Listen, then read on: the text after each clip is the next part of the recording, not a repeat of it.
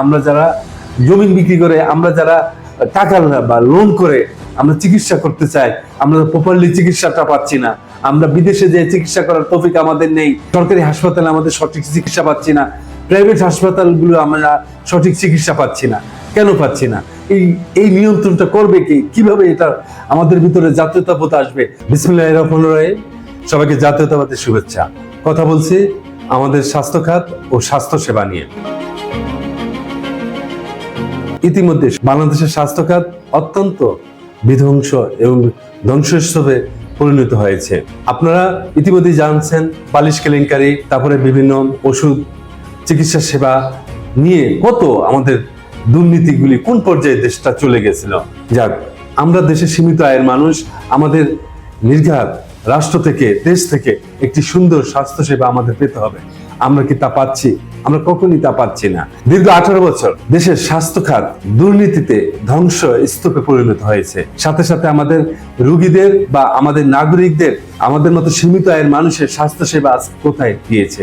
আপনারা ইতিমধ্যে জেনেছেন দেশের স্বাস্থ্য খাতে হাসপাতালে বালিশ কেলেঙ্কারি, স্বাস্থ্য খাতের বিভিন্ন চিকিৎসা দ্রব্যের মূল্য, সরকারি ক্রয় সংক্রান্তগুলিতে কিভাবে দুর্নীতি হয়েছে।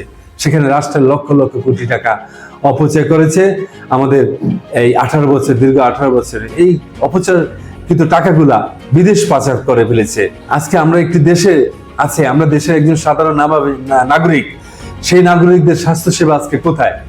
আমরা আজকে সীমিত আয়ের একজন মানুষ এত ব্যয়বহুল চিকিৎসা দিয়ে দেশে কোথায়, মানে আমাদের স্বাস্থ্য খাত কোথায়? সরকারি হাসপাতালে আমাদের সঠিক চিকিৎসা পাচ্ছি না, প্রাইভেট হাসপাতালগুলো আমরা সঠিক চিকিৎসা পাচ্ছি না। কেন পাচ্ছি না? এই নিয়ন্ত্রণটা করবে কি? কিভাবে এটা আমাদের ভিতরে জাতীয়তাবোধ আসবে, আমাদের ভিতরে দেশপ্রেম আসবে? আপনি দেখেন বণিক বার্তা 2022 সালে একটা রিপোর্ট করেছিল, সেখানে ভারতে বাংলাদেশের 52,000 কোটি টাকা চিকিৎসা বাবদ ব্যয় হয়েছে। মানে 2022 সালে রিপোর্টে, 23 সালেরটা এখনো আমরা পাইনি। 22 সালের বণিক বার্তার মতে ভারতে যে চিকিৎসার জন্য গেছে তাতে 52,000 কোটি টাকা এক বছরে খরচ হয়েছে। এই যে আমাদের টাকাগুলা ভারতের চিকিৎসার জন্য যাচ্ছে, এটা আমাদের রহিত করতে হবে। আমাদের বাংলাদেশের সরকারি হাসপাতালগুলিতে আমাদের চিকিৎসা সেবা বাড়াতে হবে।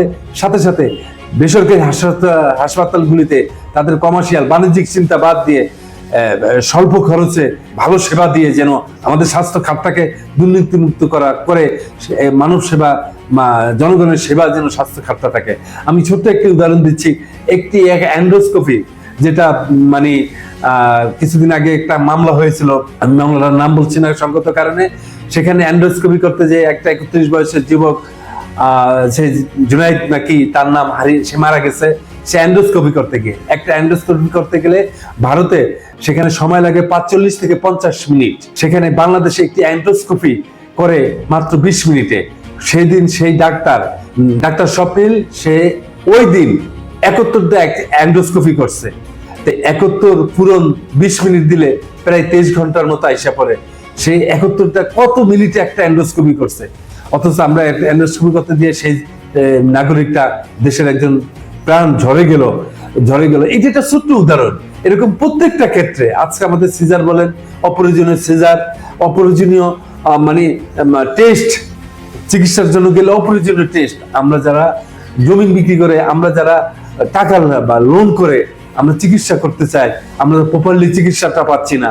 আমরা বিদেশে যে চিকিৎসা করার তৌফিক আমাদের নেই। আজকে দেশের দুর্নীতিপরায়ণ ব্যবসায়ীরা, দুর্নীতিপরায়ণ সরকারি কর্মকর্তারা, দুর্নীতিপরায়ণ মানুষগুলা বিদেশে যে হাঁকে হাঁকে চিকিৎসা করে। আমরা সীমিত আয়ের মানুষ, আমরা তো এই দেশে চিকিৎসা নিতে হবে। আমাদের সঠিক আমরা স্বাস্থ্য সেবা পেতে চাচ্ছি। আমাদের আগামী প্রজন্মের জন্য একটি সুন্দর বাংলাদেশ বিনির্মাণের জন্য আমাদের স্বাস্থ্য খাতটাকে দয়া করে সুন্দরভাবে করবেন।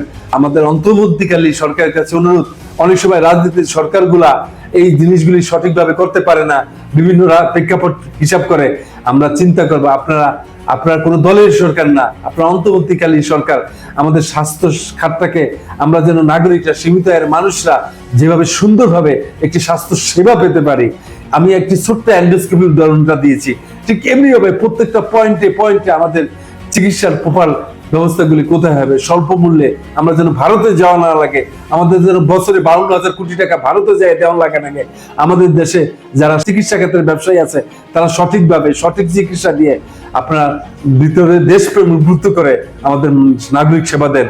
এবং অন্তর্বর্তীকালীন সরকার প্রধান ডক্টর ইউনূস স্যারকে বলবো সুন্দরভাবে আমাদের একটি স্বাস্থ্য সেবা আমরা পেতে পারি সেই প্রত্যয় রাখবেন। আমরা যদি এখন দুর্নীতিমুক্ত স্বাস্থ্য খাত এবং দুর্নীতিমুক্ত সেবা যদি আমরা না পেতে পারি, আমাদের ভবিষ্যৎ প্রজন্ম জেনারেশন আলফার জন্য আমরা সুন্দর একটি বাংলাদেশ বিনির্মাণ করতে পারবো না। আসসালামু আলাইকুম।